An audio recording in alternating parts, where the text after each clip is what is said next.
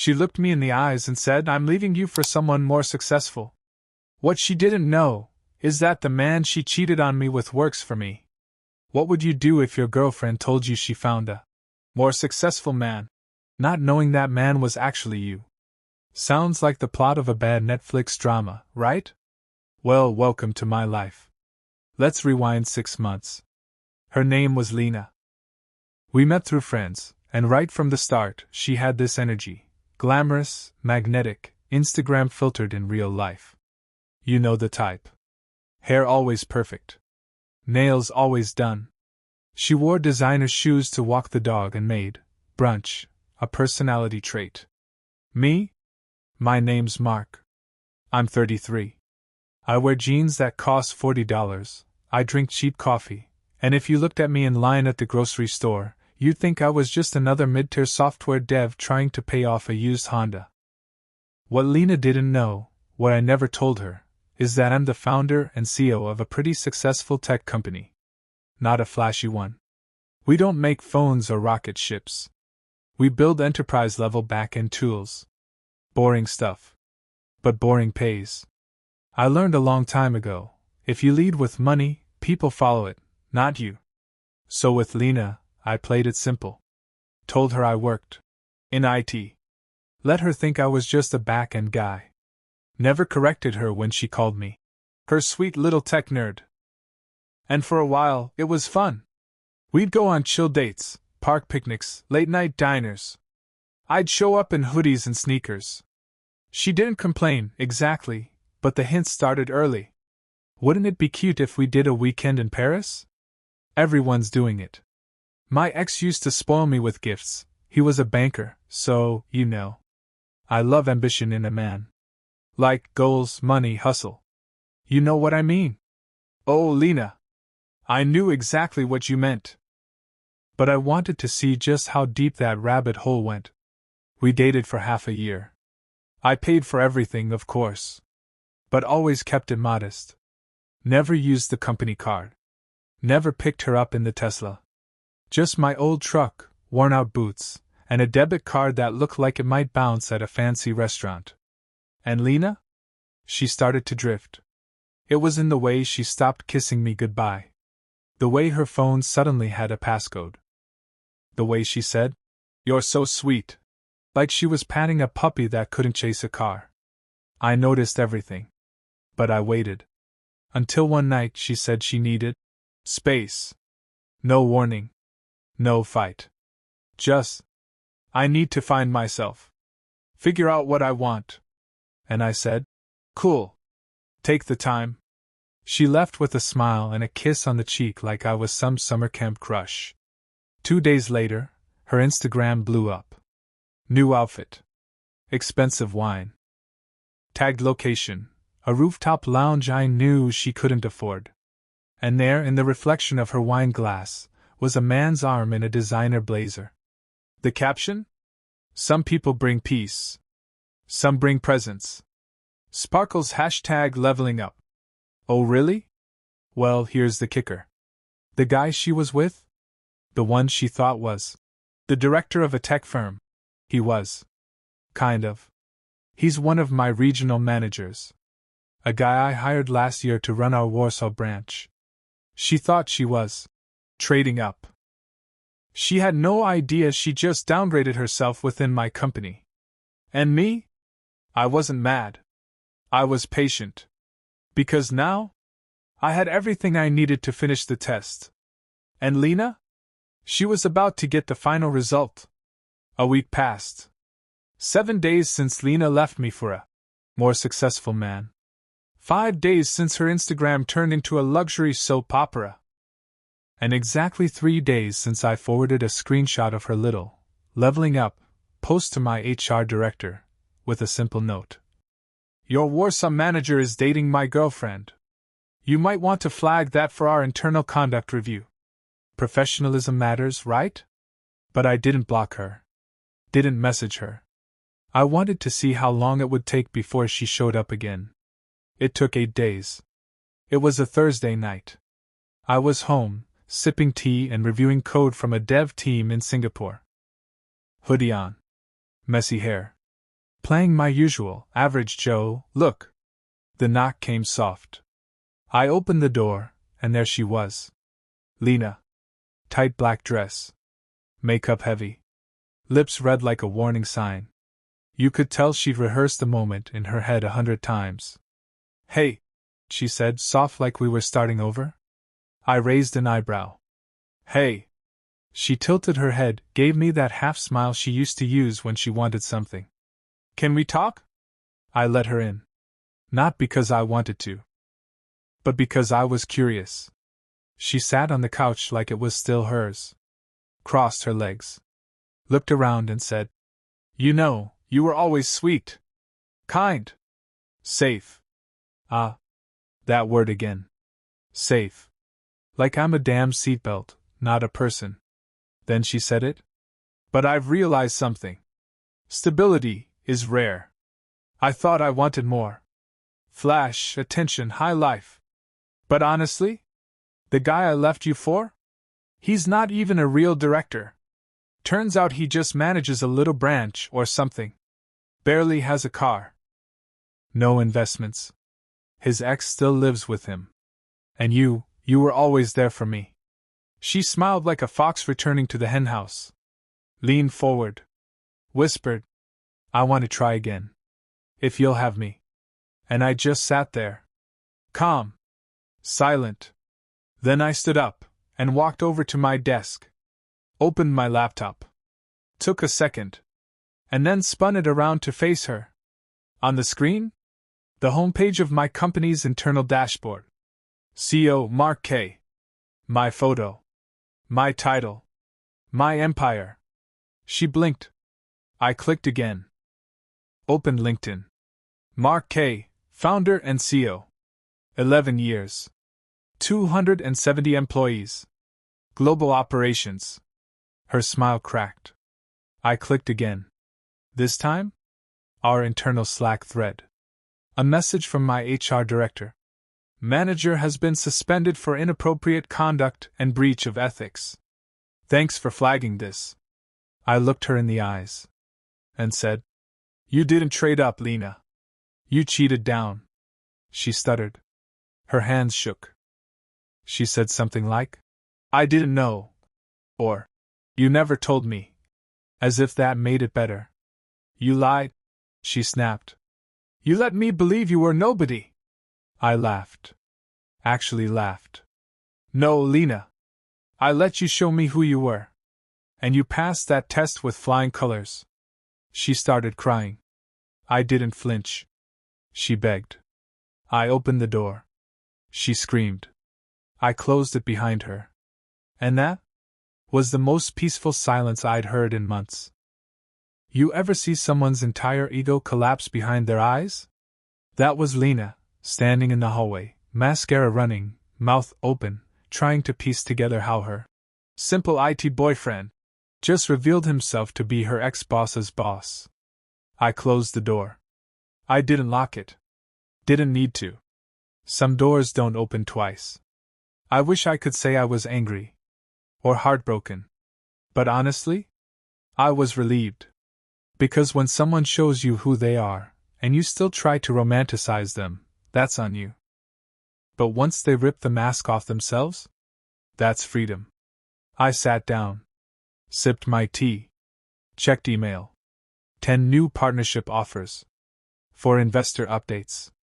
A new candidate for our VP role. And 1 message from my assistant. FYI, Warsaw manager has submitted resignation. Apparently his girlfriend left him. Face with tears of joy. Karma doesn't need help. Just patience. Later that weekend, Lena tried again. Texted me. I didn't know you were successful. I thought you were just comfortable. I made a mistake. Can we at least talk? Then she sent a photo. You know the kind. The desperate, remember what you had pose. I didn't reply. Left it on read. Then blocked her. Across everything. But she wasn't done. Next week, I got a call from a mutual friend. Apparently, Lena had told everyone I tricked her. That I hid my status on purpose to trap her. Trap her? Lady, I gave you every chance to choose character over clout. You just failed the test. Publicly.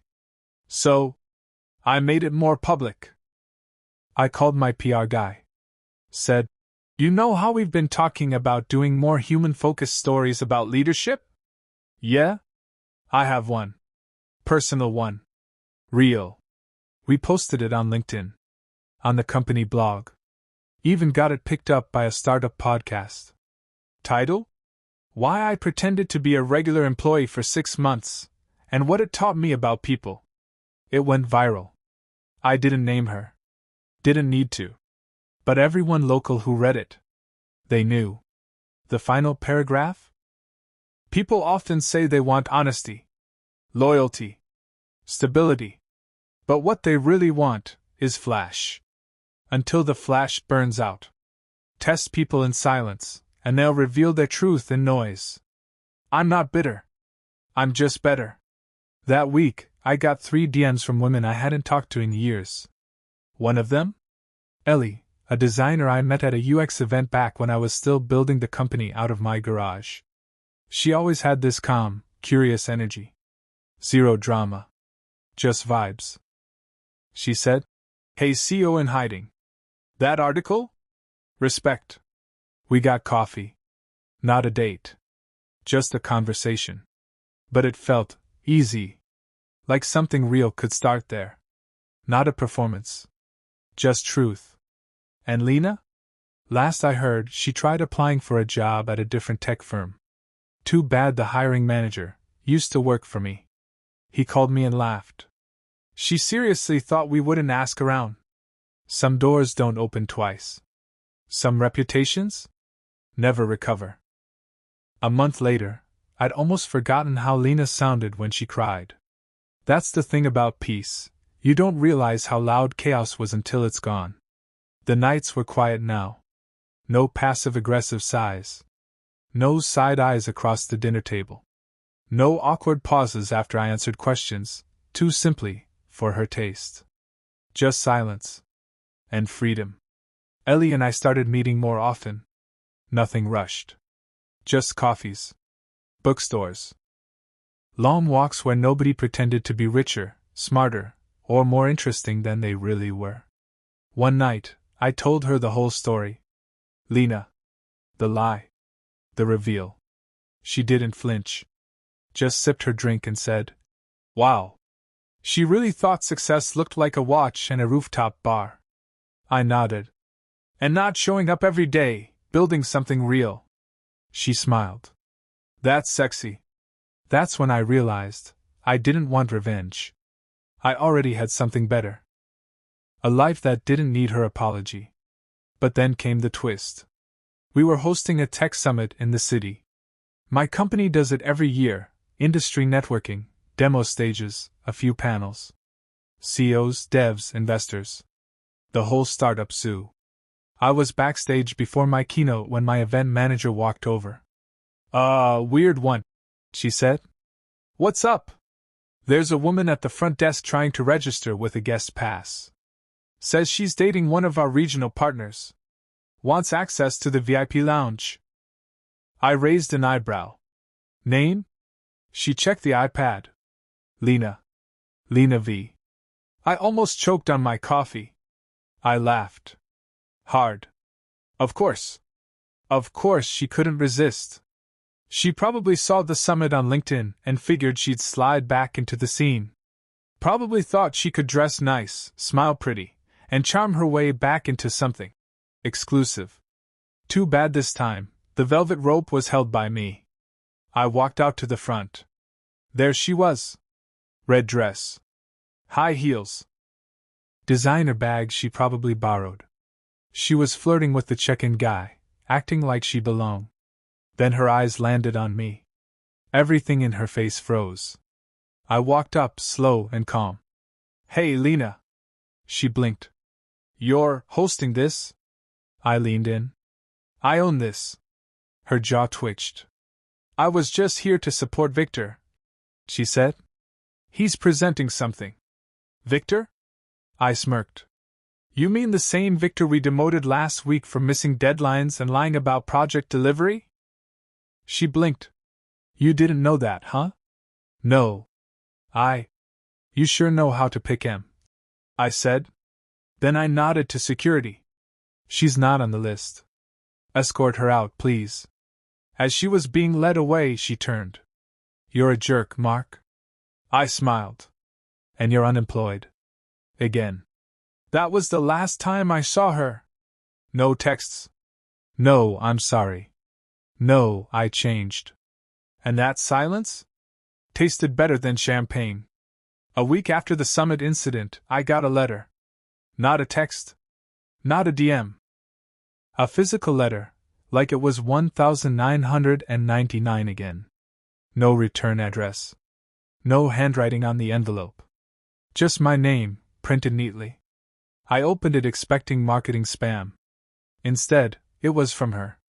Lena. The handwriting inside was shaky. Like she had rewritten it 10 times before mailing it. Here's what it said. Mark. I don't know where to start, so I'll start with the truth. You didn't deserve what I did. I thought I was being honest with myself, chasing what I thought I wanted. I told myself you were too simple, too quiet, too safe. But now I realize you were solid. And the only reason I didn't see it is because I wasn't. I know I don't deserve forgiveness, and I know I burned the bridge. But if there's a small part of you that still sees me, I'd like to try. I'm not asking for a second chance. I'm asking for the chance to earn one. Lena. I sat with that letter in my hand for 10 full minutes. Not because it moved me, but because it didn't. It felt late. Like someone apologizing for crashing your car after you already bought a new one and moved to another city. I folded it. Put it in a drawer. Didn't respond. Because closure doesn't always need a reply. Later that night, I had dinner with Ellie. We sat in her apartment, homemade pasta, jazz playing low. She didn't ask about the letter. She didn't need to. She saw it in my face. Instead, she poured me a glass of wine and said, You good? Yeah, I said. Actually, I am. She smiled. Took you long enough. Ellie never asked me for expensive gifts. Never once hinted at my bank account. Never flexed for Instagram. She asked about my ideas, my mistakes, my journey. She made me laugh. Challenged me. Called me out when I was being too cold or too prideful. And slowly, something started forming between us. Something Lena never understood. Something real. A few weeks later, I cleared out the drawer with Lena's letter. Tossed it in the shredder. I didn't even read it twice. Because here's the thing. When someone shows you their true self, believe them the first time. And when someone new shows up ready to build, not use, don't look backward. The future doesn't have rearview mirrors. 6 months later, I barely remember the sound of Lena's voice. Funny how time works. One day you think you can't breathe without someone, and then suddenly you forget what their laugh even sounded like. She became like a ghost in an old photo, blurry, out of place, irrelevant. The company? Thriving. My life? Peaceful. My heart? Finally quiet. And Ellie? Well, she never needed to earn a place in my life. She built one. We took a road trip in October. Just the two of us. No agenda. No social media check-ins. Just old music, terrible roadside food, and sunrises that didn't need filters. Somewhere along the coast, we parked by a cliff and watched the ocean crash against the rocks. Ellie looked over and said, You ever think about her? I didn't pretend. Sometimes, I said. Not with anger. Just gratitude. She raised an eyebrow. Gratitude? Yeah.